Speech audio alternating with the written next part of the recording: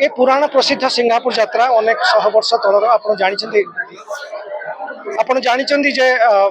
मूर्ति पूजा प्रथम भारत वर्ष नाला मूर्ति पूजा हबार पाखापाखि 1000 वर्ष पाखापाखि हम एवं जो मूर्ति पूजा होता हुए से ही समय मध्य कौन गोटे समय श्रीमन नारायण गोसाई जो प्रतिमूर्ति ये जो मुगुनी पत्थर से पत्थर रे मूर्ति या किंवदंती जहाँ कहे इतिहास जहाँ कहे कला पहाड़ जो ओडिशा सबू देवदेवी मानकर शरीर को भग्न करने लगिले माने खंडार हाणी भी देते केते गुटे जगह से तत्कालीन रजा तत्कालीन ब्राह्मण जी मंदिर में पूजा करते ये जो पोखरी आप देखुं से पोखर बेतबण गोटे थी से बेतबण भितर लुचई दी प्रथम वर्ष ए वर्ष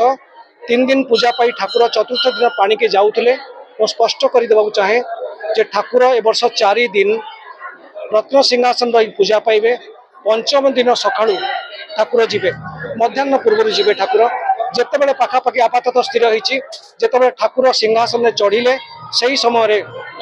समय ठाकुर बाहर के जीवे। ये जो सिंगापुर ये जो यात्रा ये विख्यात यात्रा ये नारायण गोसाई पानी भितर था वर्षक थे पानी आसती 3 दिन ये वर्ष 4 दिन प्रभु रे मंदिर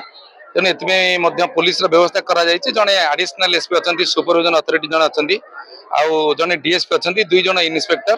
16 जन ऑफिसर अच्छा 32 जन होमगार्ड 5 सेक्शन फोर्स को लेकर ये जो 5 दिन जो यात्रा करा आज सका 7:45 नारायण गोसाई आसी मंदिर को जाइए मंदिर में रे 14, 15, 16, 17 रे 18 तारीख सका ठाकुर पुणी पानी को जी पानी पुणी जमी थे सेमती रे वर्ष सारा तेणु आम जो मीना बजार कर जो ठाकुर दर्शन धाड़ी दर्शन कर पचार देखुए ये धाड़ी व्यवस्था कर